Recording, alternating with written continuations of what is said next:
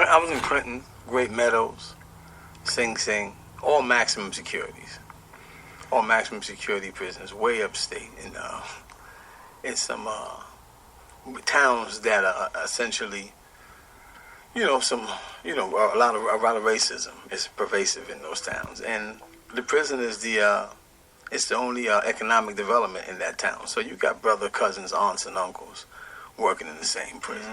So you get into an incident with one officer, you got a problem with the entire system. And that's just how it is when you go deeper upstate. Borderline Canada. Clinton, Dannemora, and Great Meadows, and different prisons like that. So the prison is the driving force behind the economy. So everyone's there, right? Siblings. So nepotism is prevalent in these prisons. And one of the things that you encounter is that, these prisons, it's not just cold in those areas. Prison is a cold environment, and it's up to you to create your own heat. It's a dark environment, and somehow you gotta find that light, that light within yourself in order to in order to travel, in order to, to do something with your life more meaningful. You know what I mean? And it's difficult. It's not easy. You watch guys, guys you talk to today, and, tomorrow they're swinging from the light. They're dead, right? Yesterday they were fine. The next morning you wake up, they've hung themselves. And these are the things that you encounter day in and day out. And you still have to maintain a sense of humanity, right? You could either do two things. You could become bitter or you could become better. I chose the latter because one of the things I did early in my incarceration was make a conscious decision to not serve time, but to have time serve me. I made up my mind that if you were going to have me incarcerated for a crime I did not commit, then I was going to take this time and use that cell as if it was an office. I was going to use that school building as if it was a university. And every chance I had to just self-reflect and engage in introspection and do the things that I needed to do to protect my soul, I was going to do it. And I made it my business to do so. And I started delving into material that I probably would never have read, being a free man. I started reading, everything from, philosophy books to, very, very few novels, but I tend to learn from the experiences of others. So autobiographies became my thing, from Quincy Jones to Miles Davis, and just continuously studying, right? And then studying the system and what drives the system and why it has become what it is, from education to the whole system of why educational system looks at a guy in the third grade and determines whether or not he's going to be caught up in the criminal justice system as early as the third grade, right? Based on your reading level, they can determine how many prison beds that they're going to develop. These are things that most people don't know, right? Like 50% of the incarcerated people in New York State, or probably in the country, are living with dyslexia. So they're unable to learn, the basics of education, like reading. And these guys go home and they commit crimes over and over again because they were never corrected. And these same systems that were built on the premise of rehabilitation are draconian in that they do nothing but, steal a person's humanity and allow them to become or looked at as nothing more than a number. Right? You got to wake up 6 o'clock in the morning. And sometimes when they're coming around, they're asking you your name. And they're not asking your name. They're asking you, your numbers. What cell location you're in. They're not calling you Mr. Bryan. They're calling you 60 cell. Right? And a lot of people begin to internalize that and lose their sense of self. And so I remain guarded and try to maintain a sense of humanity through my meditation, right? Through fasting every now and then, and just through deep introspection and reflection. For me, that was the hard part. The easy part was education and learning. The hard part was introspection and fighting a system, right? Not just a prosecutor or a court, but fighting a system that was premised on,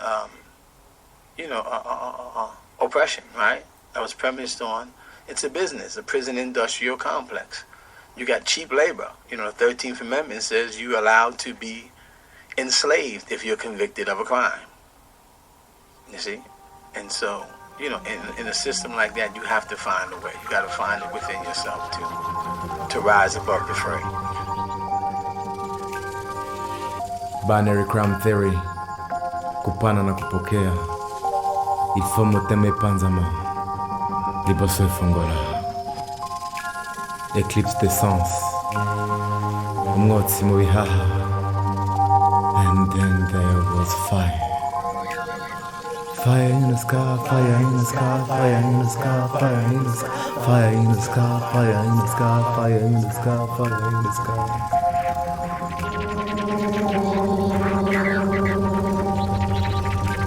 There was day,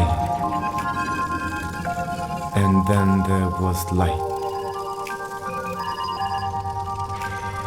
Fire in the sky, fire in the sky, fire in the sky, fire in the sky, fire in the sky, fire in the sky, fire in the sky, fire in the sky.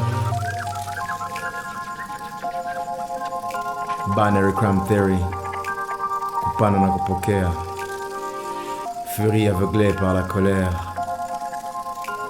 Il faut moteme panzama, liboso efongola.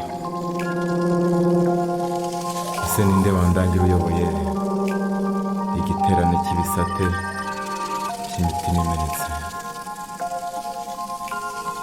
Fire in the sky, fire in the sky, fire in the sky, fire in the sky, fire in the sky, fire in the sky, fire in the sky, fire in the sky, fire in the sky, fire in the sky, fire in the sky, fire in the sky, fire in the sky. There was day.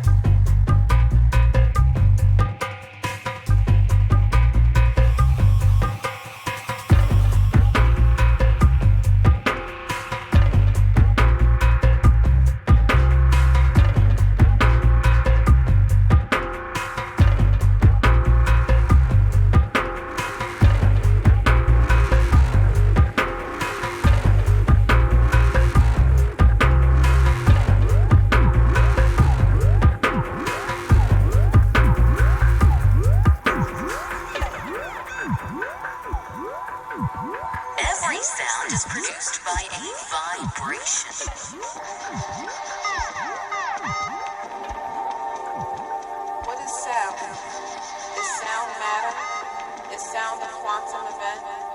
We know that it can be manipulated or can, and that sonic energy, if concentrated high enough, can manipulate matter. Sound is commonly defined as transmitted through the air or another medium. But does that make sound matter, by definition, a physical entity or object? The science of sound tells us that sound needs medium to propagate, namely via waves and sound waves.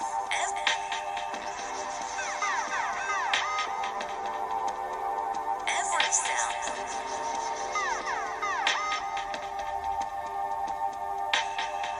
Sounds, upon closer inspection, appear to be both their own events and own causes. Sounds aren't heard traveling through the air in waves, just as light isn't seen traveling through the air in waves. What we see when we see it appears to us as a smooth whole, not delivered to us photon by photon or wave by wave.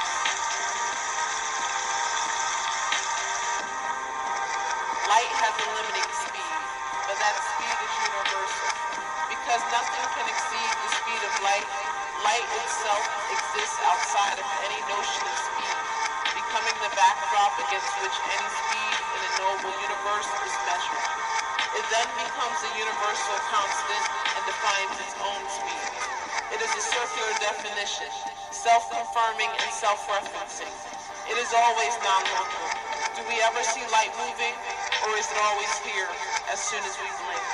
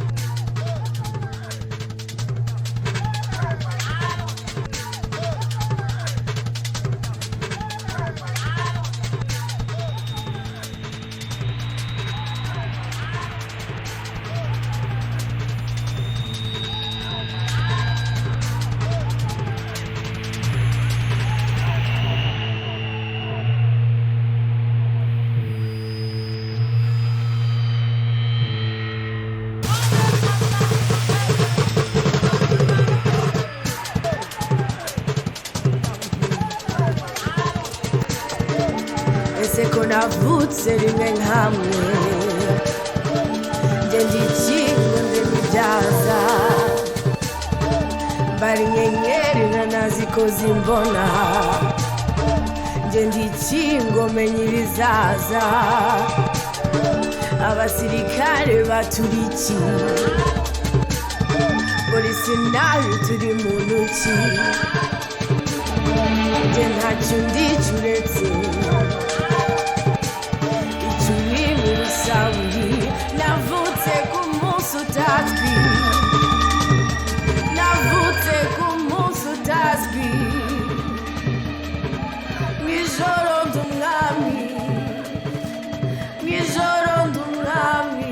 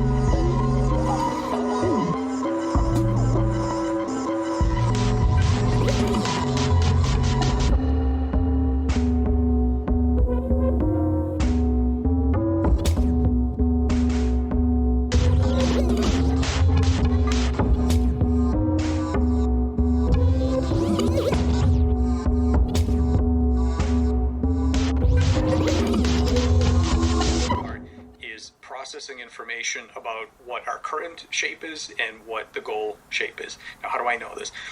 Because I can give you a couple of examples. One example is when we started studying this, we said, okay, here's a planarian. A planarian is a flatworm. It has one head and one tail normally. And there's several amazing things about planaria, but basically they kind of, I think planaria hold the answer to pretty much every deep question of life. For one thing, they're similar to our ancestors, so they have true symmetry. They have a true brain. They're not like earthworms. They're much more advanced life form. They have lots of different internal organs, but they're these little. They're about maybe 2 centimeters in the centimeter to 2 in size. They have a head and a tail. And the first thing is planaria are immortal. So they do not age. There's no such thing as an old planarian. So that right there tells you that these theories of thermodynamic limitations on lifespan are wrong. It's not that over time everything degrades. No, planaria can keep it going for probably, how long have they been around? 400 million years, right? So these are so the planaria in our lab are actually in physical continuity with planaria that were here 400 million years ago. Because what they do is they split in half. The way they reproduce is they split in half. So the planaria, the back end grabs the petri dish, the front end takes off, and they rip themselves in half. But isn't it some sense we're like you are a physical continuation? Yes, except that we go through a bottleneck of one cell, which is the egg. They do not. I mean, they can. There are certain planaria that... Got it. So we go through a very ruthless compression process, and they don't. Yes, like an autoencoder, sort of squashed down to one cell and then back out. These guys just tear themselves in half, and so the other amazing thing about them is they regenerate. So you can cut them into pieces. The record is, I think, 276 or something like that by Thomas Hunt Morgan. And each piece regrows a perfect little worm. They know exactly, every piece knows exactly what's missing, what needs to happen. In fact, if you chop it in half, as it grows the other half, the original tissue shrinks so that when the new tiny head shows up, they're proportional. So it keeps perfect proportion. If you starve them, they shrink. If you feed them again, they expand. Their anatomical control is just insane. Somebody cut them into over 200 pieces. Yeah. Thomas Hunt Morgan did. Yeah, and maybe more. I mean, they didn't have antibiotics back then. I bet he lost some due to infection. I bet it's actually more than that. I bet you could do more than that. Humans can't do that. Well, yeah, yes. I mean, again, yeah, true.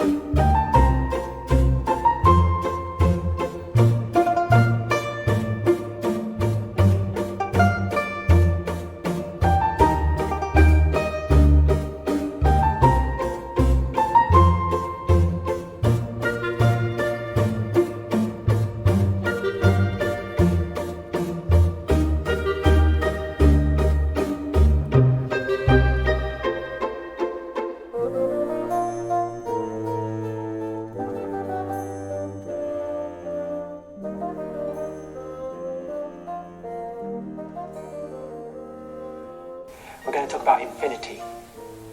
So, infinity. Now, like I said, infinity is not a number, right? It's an idea, it's a concept, it's the idea of being endless, of going on forever. I think everyone's familiar with the idea of infinity, even kids. You start counting 1, 2, 3, 4, 5. you might be 5 years old, but already you're thinking, what's the biggest number I can think of? And you go, oh, it's 20. You get a bit old, you go, maybe it's 1,000,000. It never ends, does it? Because you can keep adding 1. So that's the idea of infinity. The numbers go on forever. But I'm going to tell you one of the more surprising facts about infinity. There are different kinds of infinity. Some infinities are bigger than others. Let's have a look. First type of infinity is called countable, and I don't like the name countable. And Brady gave me a little bit of a just there, because if you're talking about infinity, you can't count infinity, can you? Because it goes on forever. I think it's a terrible name. I prefer to call it listable. Can we list these numbers? So you can list the whole numbers. So this is called countable. Listable, I prefer. What about the integers? All the integers, that's all the negative numbers as well. Now, that is an infinity as well. And in some sense, it's twice as big, because there seems to be twice as many numbers. But it is infinity as well. They're both infinity, and they're both the same type of infinity. They both can be listed. Perhaps more surprisingly, the fractions can be listed as well. If I want to make a list like this, though, if I went row by row, you're going to have a problem. If you go row by row, I'll go this, there's 1, half, third, fourth, fifth, sixth, seventh, and I'll keep going forever. And I'm never going to reach the second row. I can't list them, not that way. You can't list them that way. You'll never reach the second row. Now, if you take all the numbers, right, that's the whole number line. Let's try that. Look, I'm going to draw it. It's a continuous line of numbers. These are all your decimals. You've got 0 there in the middle, and you'll go 1 and 2 and 3, but it has a third. It will contain pi and e and all the irrational numbers as well. Can you list them? How do you list them? 0 to start with, and then 1, but hang on, we've missed a half. So we put in the half. Hang on, we've missed a quarter. We put in the quarter. But we've missed 0.237. So how do you list the real numbers? It turns out you can't. And in fact, and rather remarkably, I can show you that we can't list them, even though we're talking about something so complicated as infinity. Imagine we could list all the decimals, right? We can't actually, but pretend we can. In which case, it is uncountable, it is unlistable, and that means it's a whole new type of infinity, a bigger type of infinity. And so the guy who came up with this was a German mathematician called Cantor. Cantor lived round about the turn of the 20th century. He was ridiculed for this idea that there are different types of infinity. He was called a charlatan, and it was nonsense, it was called. And poor old Cantor was treated really badly by his contemporaries, and he spent a lot of his later life in and out of mental institutions, where he died, and in the end. Near the end of his life, it was recognised. It was true, it was recognised.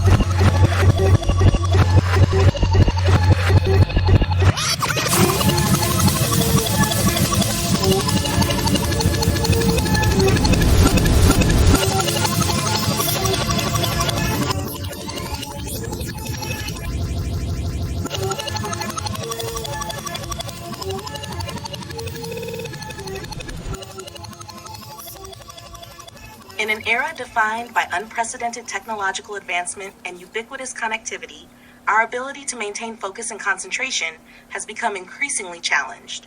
From the constant barrage of notifications to the allure of endless digital distractions, modern life presents a myriad of obstacles to sustained attention. However, as technology continues to evolve and permeate every aspect of our lives, the ability to cultivate and harness incredible levels of concentration may well emerge as the most valuable resource a person possesses. In the face of these challenges, the ability to cultivate and maintain focus has never been more critical. When we are able to direct our attention fully and completely to a task or endeavor, we unlock the potential for profound insight, breakthrough discoveries, and transformative growth. As technology continues to advance at an exponential pace, the ability to harness the power of concentration will become increasingly indispensable. Those who possess the capacity for deep, sustained focus will have a distinct advantage. They will be better equipped to navigate complexity, solve complex problems, and thrive in an ever-changing landscape. We can reclaim control over our attention and reclaim our ability to focus. Moreover, cultivating habits of mindfulness, meditation, and deep work can help sharpen our cognitive abilities, enhance our creativity, and foster a greater sense of presence and awareness. By embracing practices that promote deep focus and mindful engagement, we can reclaim our attention, unleash our full potential, and thrive in an age of distraction. In the words of the philosopher William James, the greatest weapon against stress is our ability to choose one thought over another.